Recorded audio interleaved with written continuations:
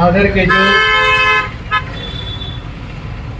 इस कार्यक्रम में उपस्थित आचार्य सिद्ध विद्यानंद अवधूत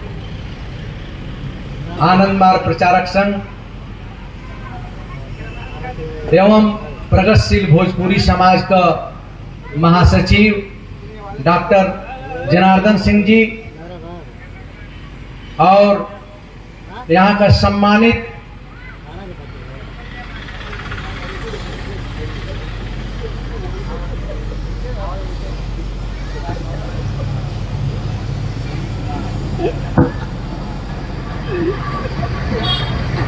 नाम आपका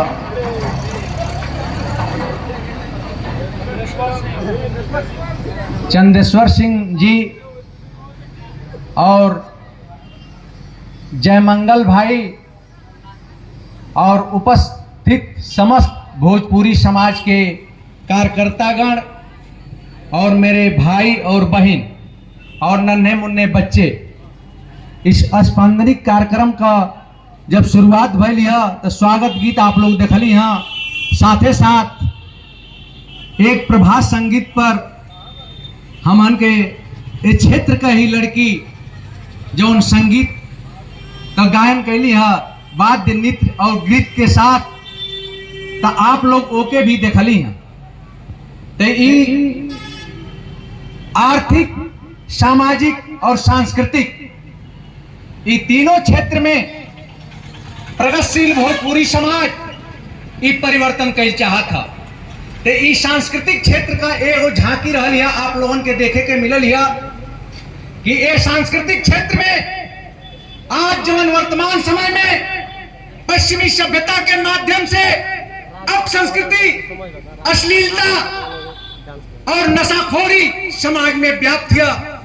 एक वजह से हमारा परिवार, माता पिता, नन्हे मुन्ने बच्चे आज ओकर शिकार होकर के उनकर अंकुरन अले की पहले ही अब संस्कृति का शिकार होकर के सूख जाता। उसे बचावे खातिर श्री प्रभात रंजन सरकार जी प्रभात संगीत के माध्यम से इस भोजपुरी क्षेत्र में स्पंदनिक कार्यक्रम के माध्यम से समाज में जीवन अब संस्कृति है, अश्लीलता है, नशाखोरी है, उसे बचावे का काम करत है। और वही कार्यक्रम के प्रौत दर्शन का प्रणेता श्री पी.आर. सरकार जब देत हवा तो ओके लेके प्रौत यूनिवर्सल पूरे विश्व में 9 सेक्टर में काम कर रहा है और भारतवर्ष में दिल्ली सेक्टर में 44 समाज काम कर रहा है। वही के अंतर्गत प्रगतिशील भोजपुरी समाज एगो भारतवर्ष का समाज है। वो समाज चाहता था कि भोजपुरी क्षेत्र में जो अश्लील गाना है, नशाखोरी है, अब संस्कृति है, जौने की माध्यम से हमारे लड़का का चरित्र के पतन हो चल जाता, वो चरित्र के बचावे का काम स्पंदनिक कार्यक्रम के माध्यम से प्रगतिशील भोजपुरी समाज आप लोगों के बीच में आयल है।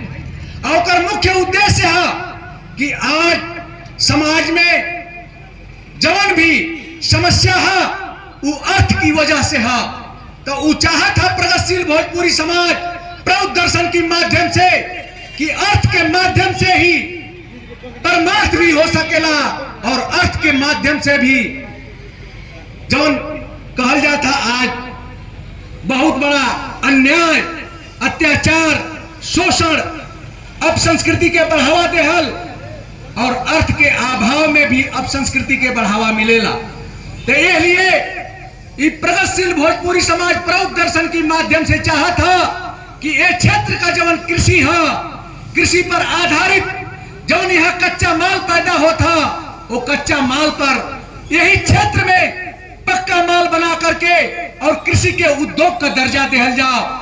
सरकार से लगातार भोजपुरी समाज, प्रौतिस्तर समाज मांग करत रह गई है कि कृषि के उद्योग का दर्जा दे दो, लेकिन सरकार की चेहरा पर तनिक भी शिकन ना है, आए पर एक कदम भी सरकार चलना है।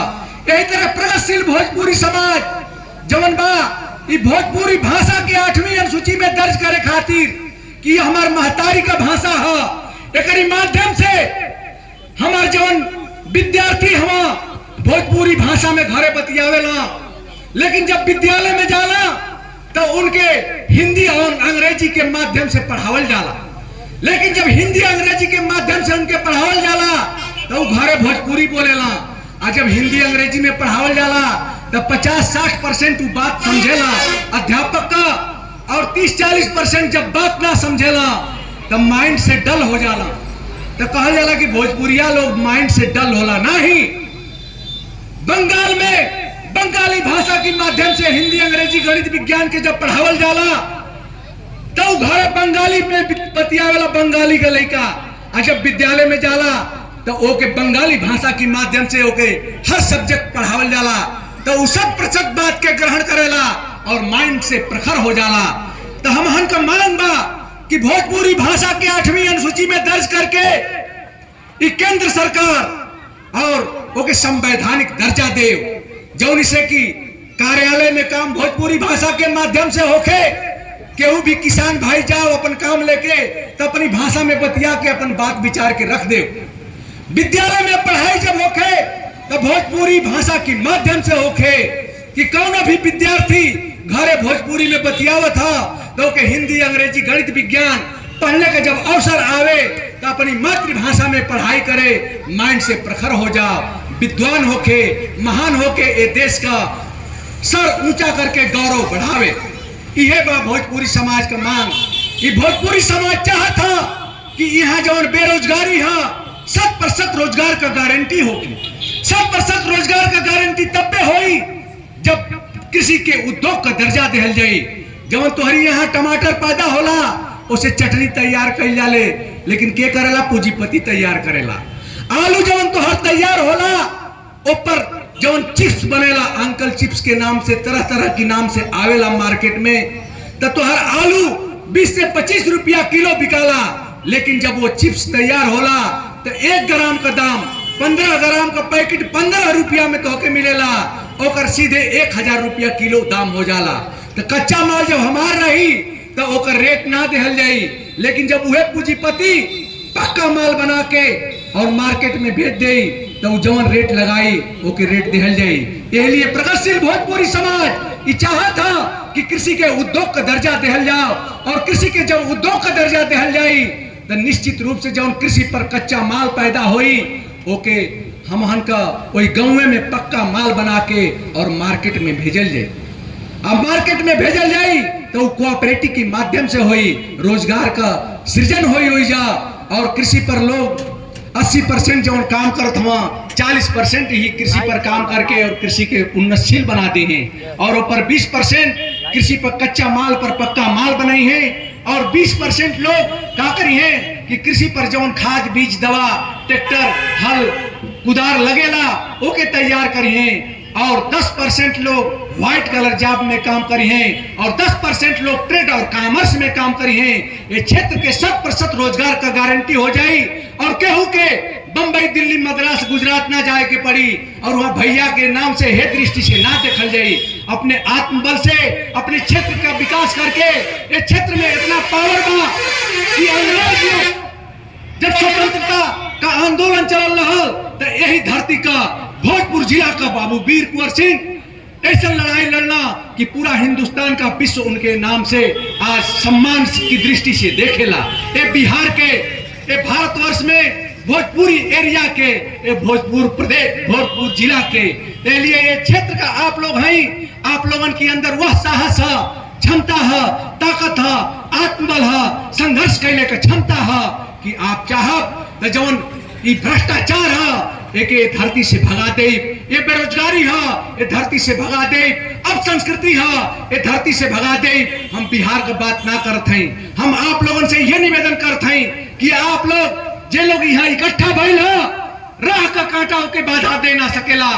विश्व विजय की साधना में विजय का दुमदुमी बजावत जे लोग आगे बढ़ रहा है, काल मन का संशय कुल दृष्टि उनकी गति के रोक ना सकेला। हे मानव तो हम लोग आगे बढ़ा, प्रगत कर गीत ही तुम्हार एकमात्र भाषा। तो ये हम आप लोगों से निवेदन करब आयल है जौन अर्थ का बात जौन अर्थ से अनर्थ कल जाता। कुछ चंद लोग 10% लोग जौन भारत का पूंजीपति है लोग कुछ लोगन के हाथ में जो पूंजी सिमट गई है। पूंजी का नियम होला कि 100 गो रुपया अगर पॉकेट में है तो 1 रुपया का काम ना करी, अगर 10 जगह जाए तो 1000 रुपया का काम करी और उसे क्रय शक्ति बढ़ जाई। 10 आदमी के हाथ में गई तो 10 आदमी के वो 100 रुपया से 10 जगह से 1000 रुपया का सामान उपलब्ध हो जाई। रोटेशन में ओके कहल जाला। आज पूंजीपति के भंडारण में जमा है, आ पूंजी रोटेशन में ना है। आज आर्थिक स्थिति पूरा विश्व का डमाडोल है। भारत का लिए थोड़ा मोड़ा बचल है कि भारत कृषि प्रधान देश है। यहाँ कच्चा माल, फल फूल, साग सब्जी कुल हमार पैदा होला। ताजा पूरा विश्व में कहीं ना खाइल जाला, ये भारतवर्ष में खाइल जाला। इसलिए देश का नाम भारतवर्ष है। भारतवर्ष काहे नाम पड़ल है? इतिहास में कुछ लोगों के पढ़ावल जात रहल हुई कि हस्तिनापुर के राजा दुष्यंत के प्रतापी पुत्र भरत के नाम से हमारे देश का भारत नाम पड़ल है, लेकिन ये बात सत्य ना है। भारत शब्द का निर्माण भर धातु में तन प्रत्यय लगा करके भारत शब्द का निर्माण भइल है। भर माने होला भरण पोषण और तन माने होला विस्तार। भरण पोषण और भौतिक, मानसिक और आध्यात्मिक स्तर पर जहाँ विस्तार होला ओके भारत कहल जाला, वो क्षेत्रफल के भारत कहल जाला। और वही भारत भूमि का हमन का बेटा बेटी है। जहाँ निश्चित रूप से अगर हम का पश्चिमी सभ्यता के अपने जीवन में अब संस्कृति के अपनावत हैं जा तो भारत का अपमान करत हैं जा।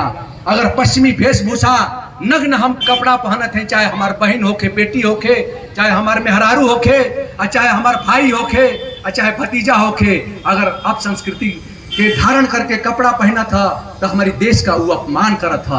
इसलिए हम आप लोगों से प्रगतिशील भोजपुरी समाज की तरफ से, टाउटिस्ट सर्व समाज की तरफ से निवेदन करत हैं कि आप लोग निश्चित रूप से जो भोजपुरी का भाषा है, वेशभूषा है, ओके अपनाई, अपने जीवन में उतारी और भोजपुरी भाषा के माध्यम से शिक्षा के ग्रहण करी और कृषि के उद्योग का दर्जा दे के 100% रोजगार का गारंटी दें।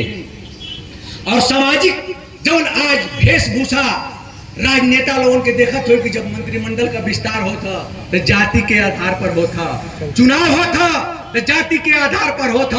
तो हम निवेदन करब कि हे भोजपुरिया भाई लोगन, निश्चित रूप से आप एक बार संकल्प ले ला, समझो कि जाति के जौन बांटल जाता समाज में भेदभाव, ऊंच नीच, गरीब अमीर का भेदभाव खाई पैदा कर जाती है। ये कारण का है राजनीतिक लाभ खातिर। तो एक आपके जाने के हुई कि जाति प्रथा भारतवर्ष का प्रथा ना है, यहाँ वर्ण व्यवस्था है। वर्ण माने होला कलर, मन का रंग। भगवान कृष्ण गीता में कहा था स्पष्ट शब्दन में, ओके आप लोग थोड़ा ध्यान से सुन ले। कहा था चातुर्वर्ण्यम, चातुर माने 4 गो, वर्ण माने होला कलर, गौर वर्ण कृष्ण रंग कहा जाला, मन की रंग के। चातुर्वर्ण्यम मैं सृष्टन, मैं सृष्ट करत हई। स्पष्ट शब्दन में कहता हूं कि हम सृष्ट करत हई। गुण कर्म विभागस्य, गुण माने गुण आ कर्म माने वो गुण के कार्य में परिणित कई। कर्म होला विशेष प्रज्ञावान व्यक्ति है और दूसरे के विशेष प्रज्ञावान बनावे के क्षमता रखा था, ओके कहल जाए विप्र। एक ही परिवार में अगर पिता का 4 पुत्र हवा, एक विशेष प्रज्ञावान व्यक्ति है, वो चाहे डोमे की घरे पैदा है चाहे ब्राह्मण की घरे, ओके विप्र कहल जाए। ये भगवान श्री कृष्ण गीता में कहत हुआ कि चातुर्वर्ण्यम मैं सृष्टं गुण कर्म विभागस्य। फिर कहत हुआ कि छत्री, छाता की तरह से जे समाज का रक्षा करेला वो छत्री कहल जाए। ओकरी मन का रंग रक्त वर्ण है। आत्मबल साहस से परिपूर्ण व्यक्ति, वो चाहे डोम की घरे पैदा है चाहे ब्राह्मण और बाबू साहब की घरे पैदा है, अगर आत्मबल साहस से परिपूर्ण व्यक्ति है तो निश्चित रूप से वो छत्री है और छाता की तरह से समाज का रक्षा करी। केहू के हथियार लेके केहू मारे आयल है, ओके बचावे का काम करी। केहू आग में जलत है, ओके आग में कूद के बचावे का काम करी। केहू पानी में डूबत है, ओके पानी में कूद के बचावे का काम करी। छत्री कहल जाए। वही परिवार में एक ही बाप का 4 बेटा है, एक विप्र है गुण से और एक गुण से छत्री है, एक वैश्य ओके कहल जाए जकरी मन का रंग पीला होके और धन उपार्जन कैले का क्षमता होके और दूसरे का ओकर कला बतावे का गुण जानत होके, ओके कहल जाए वैश्य। जैसे कि भूखा के भोजन दे देहल, वैश्य का काम है। रोगी के दवा करवा देहल आर्थिक कष्ट सह के, ये वैश्य का काम है। नग्न आदमी के कपड़ा दे देहल ई वैश्य का काम है। और शारीरिक रूप से श्रम करके आदमी के हॉस्पिटल पहुंचा देहल ई शुद्रोचित काम है। ये कृष्ण मन का रंग ओकर काला है, कृष्ण मन है। इसलिए ये चार तरह का भगवान कृष्ण गीता में कहत हुआ। और ओके श्री प्रभात रंजन सरकार और श्री श्री आनंद मूर्ति जी कहत हुआ कि ये चार वर्ण से ही काम ना चली। आपके पांचवा चीज एगो स्पष्ट शब्दन में कहत हुआ कि समाज में सदविप्र का निर्माण होके के चाहिए। पांचवा इनाम आगे सदविप्र, विप्र क्षत्रिय वैश्य शूद्र के अलावा सदविप्र का नाम आप नया सुनत होई। वो सदविप्र के अंदर ये चारों तरह का गुण पावल जाई। जरूरत पड़ी तो झाड़ू मारी, जरूरत पड़ी तो रुपया कमाई, जरूरत पड़ी तो आत्मबल साहस और संघर्ष कैले का क्षमता दिखाई, और जरूरत पड़ी तो उपदेश दे करके समाज में अपसंस्कृति, अश्लीलता और नशाखोरी के दूर कराई। वो सदविप्र की श्रेणी में आज आप लोगों के बीच में लाल ड्रेस पहन करके सन्यासी जी दे बैठल बाना। और गृहस्थ जीवन में भी आप लोगों के बहुत लोगों के अंदर वह तरह का गुण, शरीर से स्वस्थ, मन से मजबूत और आत्मा से उन्नतशील बनाने का प्रयास किया जाता था कि मानव समाज में ये चारों के अलावा पांचवा क्वालिटी आवे और सदविप्र का निर्माण होके। यही से समाज का निर्माण हुई। इसलिए समाज का जो आर्थिक, सामाजिक, सांस्कृतिक व्यवस्था है, ये तीनों क्षेत्र में श्री PR सरकार, प्रभात रंजन सरकार प्रौद्ध दर्शन के माध्यम से, प्रावटिश सर्व समाज के माध्यम से और प्रगतिशील भोजपुरी समाज के माध्यम से परिवर्तन ले आवल चाहत हुआ।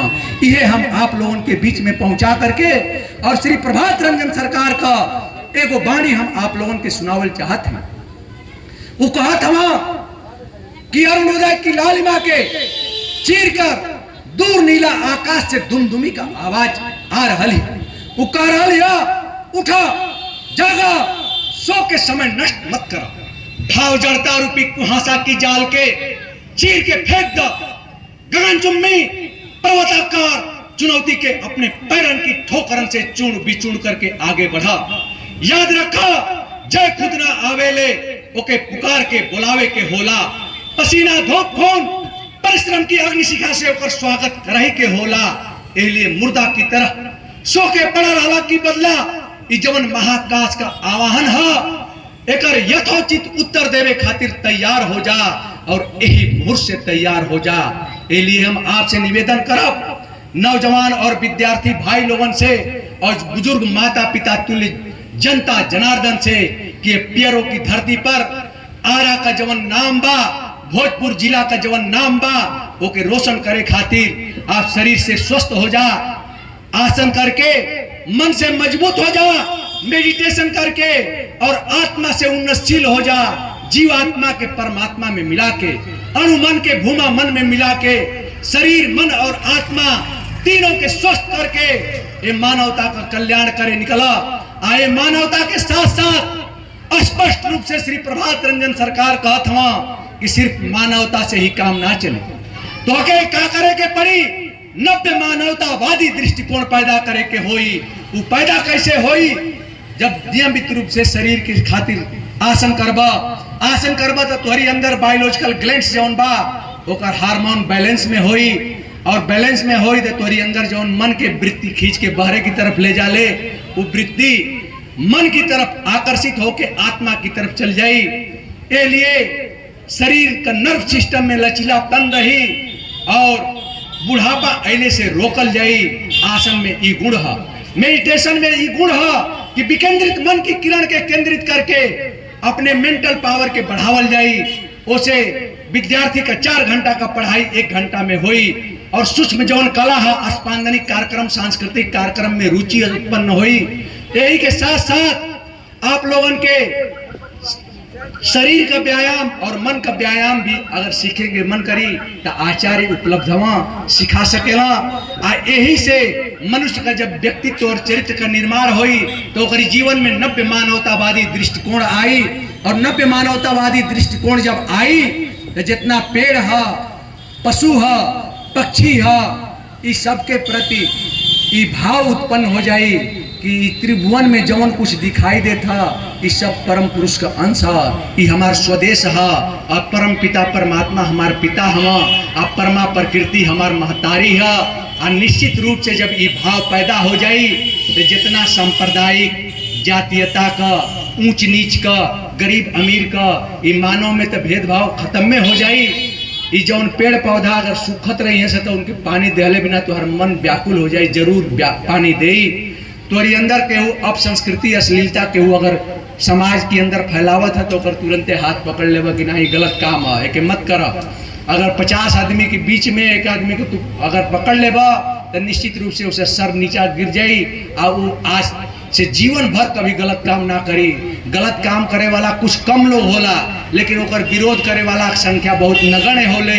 तो ये लिए ये अंदर फिजिकल, मेंटल और स्पिरिचुअल पावर बढ़ी तो आपके अंदर अत्याचार, शोषण, भ्रष्टाचार के खिलाफ आवाज उठेले का आत्मबल, साहस पैदा हुई और तब जाके समाज का निर्माण हुई।